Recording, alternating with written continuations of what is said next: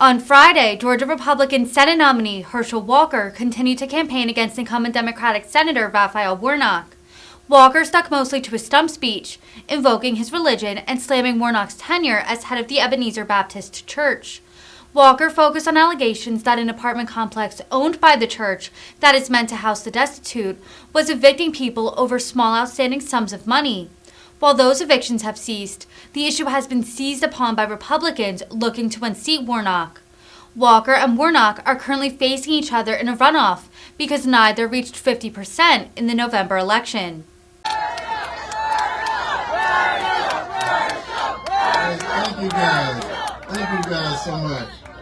You know, before any speech I ever make, I always acknowledge my Lord and Savior Jesus Christ. Because I say that if you don't acknowledge him, he's not going to acknowledge you. And I also acknowledge my wife, Julie, who's in this race with me. And I also acknowledge Team Herschel, because let me tell you, they've been fighting. They've been in a heck of a fight. Also, I want to acknowledge all of you as well. So thank you for coming out. And I just want to say this. It's weird because he spent almost $100 million against me already. And the race is tied, which meant he don't know how to spend his money, so why is he spending your money? Think about it. And because I say this here because I was built for this here. I was built for this right here. And I'm going to tell you something that is kind of strange, because I always thought that God made me this football player, but no, he had another plan. He had another plan. He was getting me ready. And I didn't understand it, because I'm going to explain to you what happened. You know, I grew up not far from here, probably about an hour and 30 minutes from here, in this little town called Raphael, Georgia. Yes. I always tell everyone, if you got 1 year to live, move to Raphael, that year's forever. Same old, same old. My mom made me feel good because she told me I was big bone, which meant I was fat. And I used to have a speech impediment. So for 4 years of my life, I never went out for a recess. For 4 years of my life, I never spoke in a classroom. It's called God was getting me ready. And he got me this scholarship to go to the University of Georgia. No, wait. He got me this, he got me a chance to win a Heisman Trophy. Wait. And then he got me an opportunity to play 15 years of pro ball. That's unheard of for a running back. I played 15 years of pro ball, but listen to this now. He got me to be on the 1992 Olympic bobsled team. Hey, there's no snow here in Georgia, and I'm on the 1992 Olympic bobsled team. And think about that now. He said, Herschel, you're not ready yet. You're not ready yet. And all of a sudden they said, I had a mental problem. Think about this now. And I'm like, wait, Herschel Walker got a mental problem? I'm talking about myself in third person, but I know that. So, and I never drank before in my life. Never tasted beer, never had any alcohol, never taken any drugs before in my life, never had any medicine in this body. But I found out something was wrong, and when something is wrong, that's when you go get it taken care of. So I went to this hospital out in California, and I go, whoa, these people here are crazy. These people here are crazy. I'm not like these people here. But then, because of the grace of God, I realized that I was identical to them, because, as God said, we all fall short of the glory of God. What happens sometimes, we think we forget about being that heavenly being, that we become that earthly body. And I forgot about my heavenly Father. So when I got washed in his blood and became out again, he said, Herschel, you're ready now. You're ready now. But this is what happened, because I didn't know what he wanted from me. But then I started watching television. Don't ever watch TV, because you get confused. And as I started watching TV, I saw this guy by the name of Raphael Warnock. And no. He came on television, and I heard him say, America need to apologize for its whiteness. And he's a man of the cloth. And I'm like, wait. The Bible I read, I don't see what God talks about apologizing. I see what he talks about forgiveness. So I said, he must not be reading the Bible I read. And then I heard him talking about the problem with America is racism. And I said, wait. The Bible I read, God don't know the color of your skin. He knows your heart. And then I saw he got elected to Senate. And I said he started trying to separate God's people. And I said, wait. The Bible I read, it said a house divided cannot stand. And I said, wait, he's a man of the cloth. And then I saw that I got to do something, because I said, all of you are my family. I don't care what color you are, you're my family, and I'm not going to let anyone hurt my family. Because what happened, what happened to me is, as I was growing up as a little boy, my mom and dad taught me you always protect your family. And when I saw what was happening in Washington, I said, we saw these weak people in Washington that forgot about America. What they wanted to do is they wanted to separate us to get votes. And I'm going to tell you right now, that ain't the way I live. I'm not going to tell you a lie. I'm going to tell you the truth. We all fall short of the glory of God. We all have sinned before our Heavenly Father. But this is what is happening. They're lying to you right now, because they're trying to tell you this is the new normal. And I'm here to tell you it's not, because I remember hearing this story about this man died early in life. Now listen to me. This man died early in life, and as he got to heaven, St. Peter met him at the pearly gates. And St. Peter said, sir, you're here a little bit early right now. Say, your name ain't on the roll. So you're the only one in history that's going to get an opportunity to decide where you want to go. Say, I'm going to take you to heaven, and I'm going to take you to hell, and you get to determine where you want to be. So he puts him in his elevator, he sends him all the way down to hell, and the doors open up. And there's a party going on. He sees some of his friends down there, he's having a good time. After a couple of hours, St. Peter came to him and said, sir, you ready to go? You ready to go? He said, I got to leave now. He said, yes, you got a decision to make. So he puts him in his elevator, takes him all the way up to heaven. They get to heaven, there are people floating around on clouds, just talking, having a good time. And after a couple of hours, St. Peter came to him and said, have you made your mind up? Have you made your mind up? And the guy said, well, St. Pete, I hate to tell you this, I think I want to go to hell. That seems like my type of place. So he puts him in his elevator, sends him all the way back down to hell. Now the doors open up and it's hot. People are miserable, they're crying and they're screaming. And the guy said, wait a minute, a couple of hours ago when I was here, there was a party going on.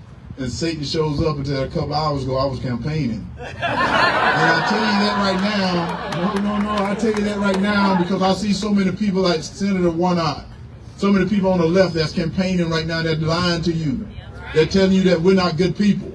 And I'm here to tell you we're very good people. That we can work this out, we can work it out together.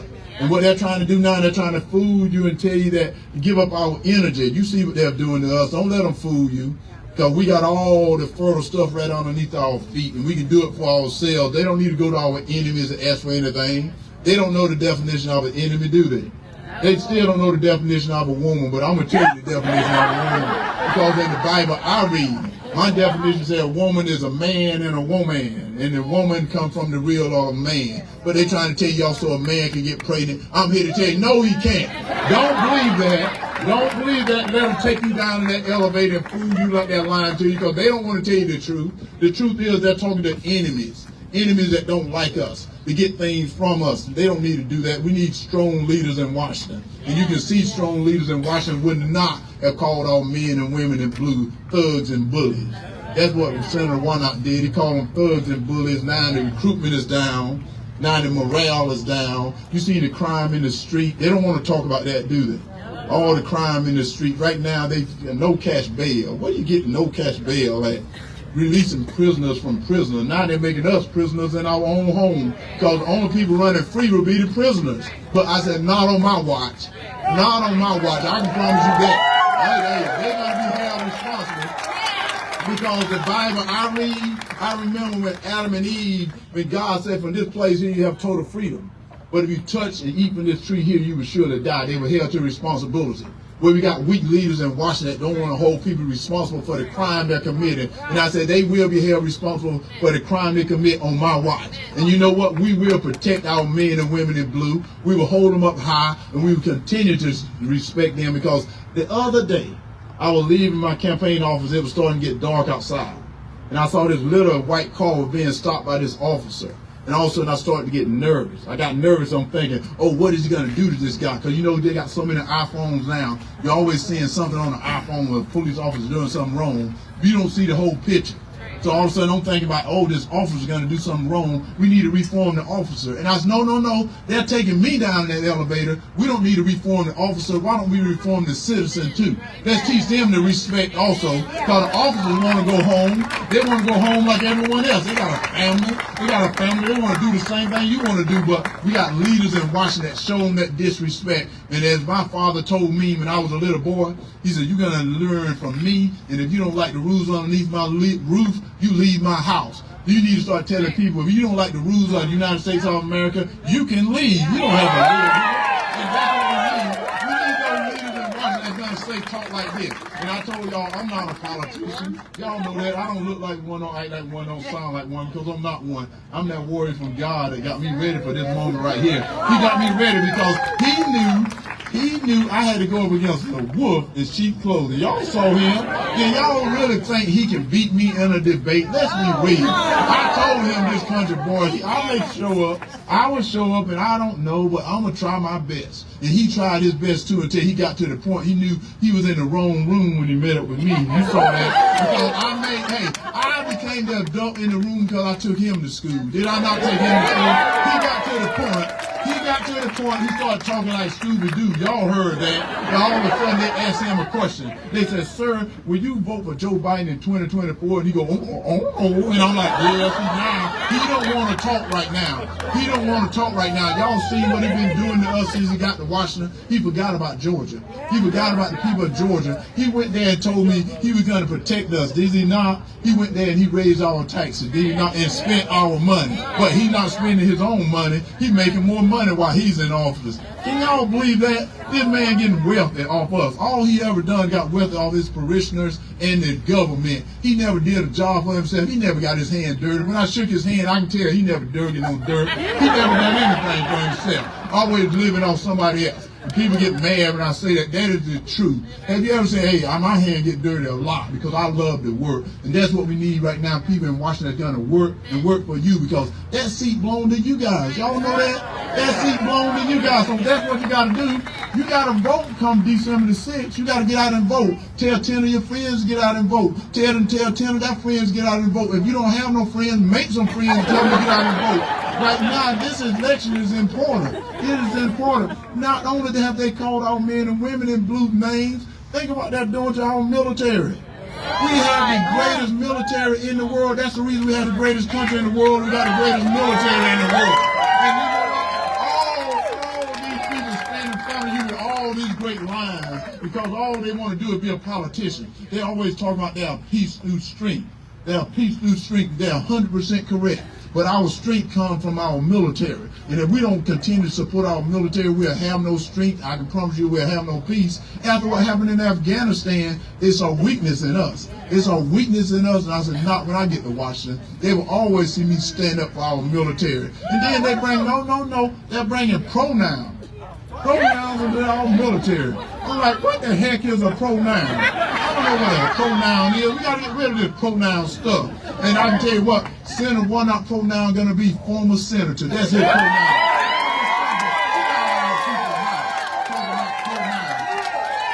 We shouldn't be talking about pronouns. We should be talking about push-ups and sit-ups. That's what I've been doing all my life. Push-ups and sit-ups. Getting them ready because they want to get ready for war. That's what they're talking about. And then they're talking about this green agenda.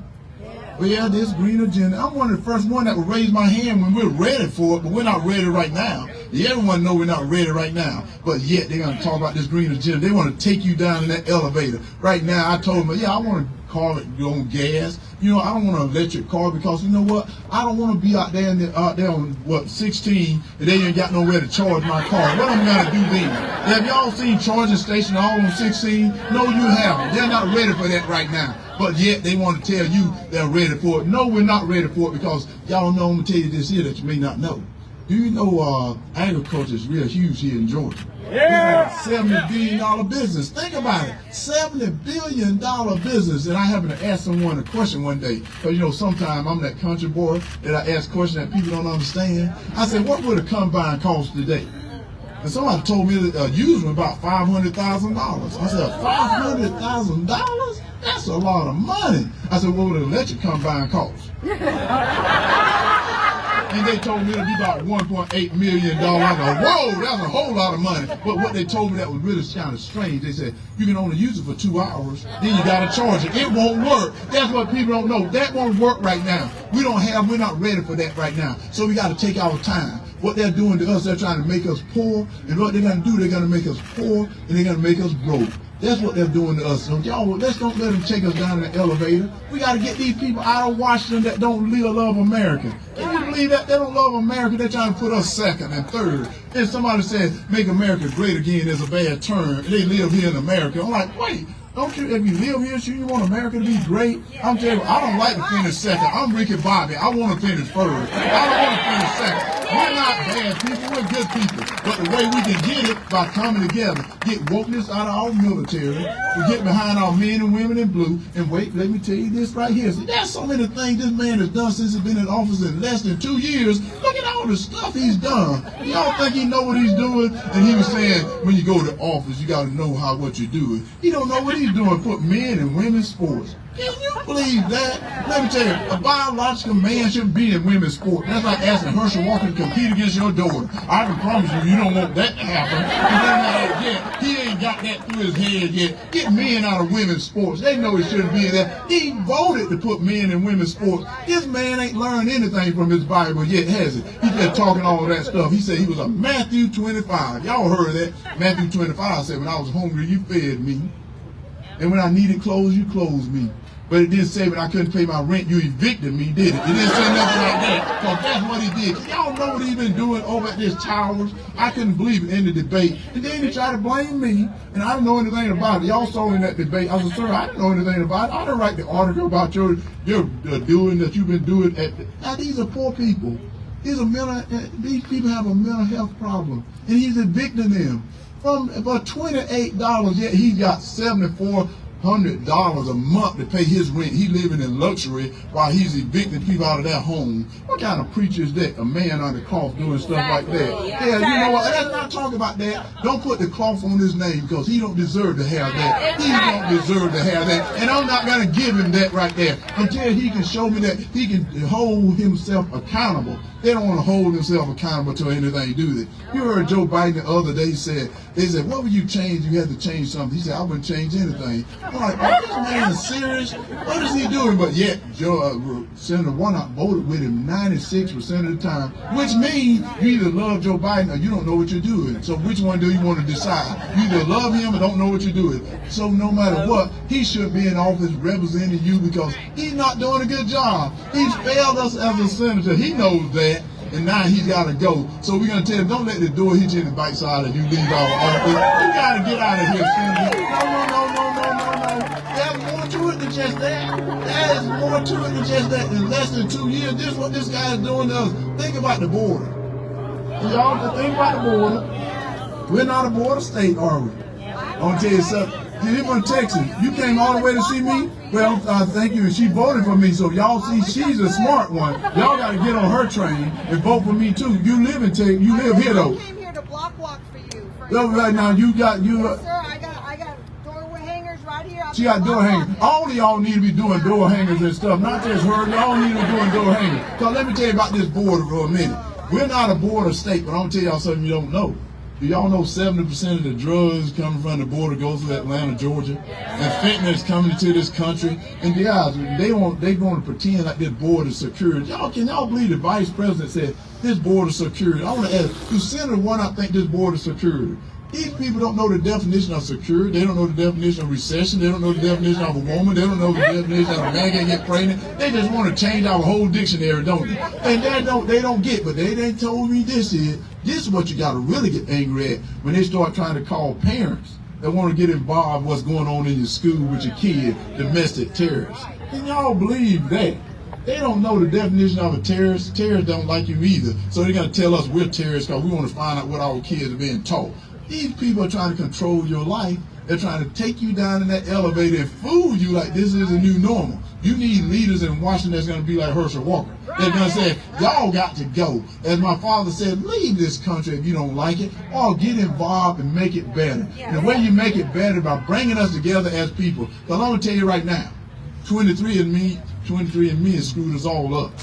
We don't know what color we are. But what we do know is we're American. That's the most important thing. What we do know, we're American. That's the most important thing. Because what we got to do, and people want to ask me this, Herschel, what would you do then? Well, I'll secure the border. You know how you can secure the border? I'm telling you what you got to do. All you got to do is get all these judges we elected and stuff. Why don't we put them down at the border, and as people come across, you can now have a trial right there, and if they don't pass, send them right back, so they can go right back where they came from. You can get it, like, you can stop a lot of that right then. That was one of the things. Then they said, what do you want to do with this economy? I said, the first thing I'll do is get our energy back. So I started drilling our own oil and gas right underneath our feet.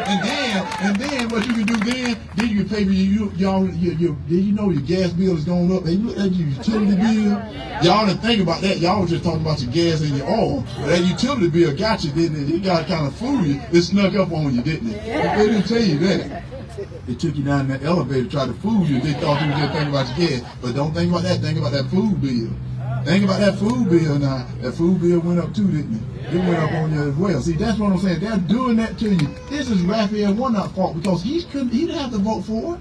Y'all know he was the deciding vote. He could have said no, but he wouldn't say no. All he wanted to do is stay bent over, let them ride in his bike, telling him what to do. I said, stand up like a man. You represent Georgia, and Georgia are some bad people. That's what I'm telling you right now. And that's what I am. Georgia's some good people. That's some bad people. Why in the world do you think I'm running?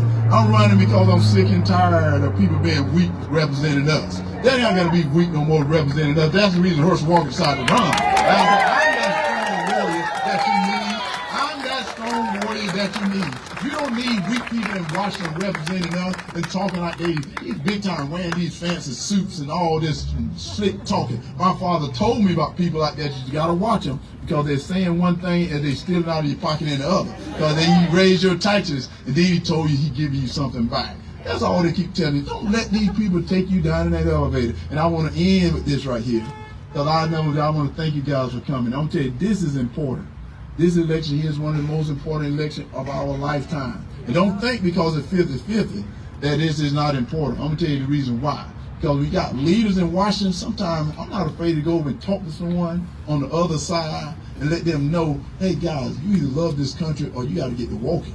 That's what you got. You either love this country or you got to get to walking. Or you got to do this here. Or you know what? People can't afford gas. People can't do this. Where I grew up, people live paycheck to paycheck. They don't live like you guys living. You can't do things like this. You need somebody that's going to talk for you and not someone that's going to be there just going along to get along. I don't do that because I don't dance and sing for nobody. I never have. God prepared me for a moment like this because he knew I was that guy from Wrightsville, Georgia, that I started out with nothing. And I can end up with nothing because I know I got the Lord Jesus Christ with me. And when I go to Washington, Jesus is going with me. He can block, I can run. So we're going to do this thing together. So I want to just leave you with this because I always talk about these two men that love baseball. They love baseball so much.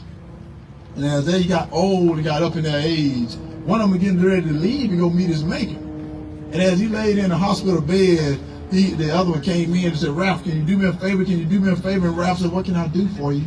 He said, can you let me know if there's baseball in heaven? Ralph thought that was a strange request. He said, if I can, and Ralph passes away. A couple of weeks later, this other guy was working in his backyard on a bright sunny day like today, and this cloud started coming towards him. He knew it had to be Ralph. So he ran to this cloud and he said, is there baseball in heaven? Is there baseball in heaven? And the voice from this cloud said, well, I got some good and bad news. I don't care about that if there's baseball in heaven. So the voice said, well, the good news is there is baseball in heaven. The guy goes, yes. And then the voice said, the bad news is you're pitching tomorrow. And the reason I tell you that is, guys, we can't wait no more. We cannot wait no more. You get out and you tell your friends what is going on. Because you guys know what's going on. You wouldn't be here today. You know that right now this country is in a bad place right now. Right now, this is just not a voting war. This is a spiritual war. And we got to get things back together. And we can get it together if we come together. And that's the way we get it done. Because all of you, we're family. We're all God's children. And that's what we got to remember. So God is good all the time. So what a day the Lord has made. Let us rejoice and be glad in it. God bless you guys. Thank you guys.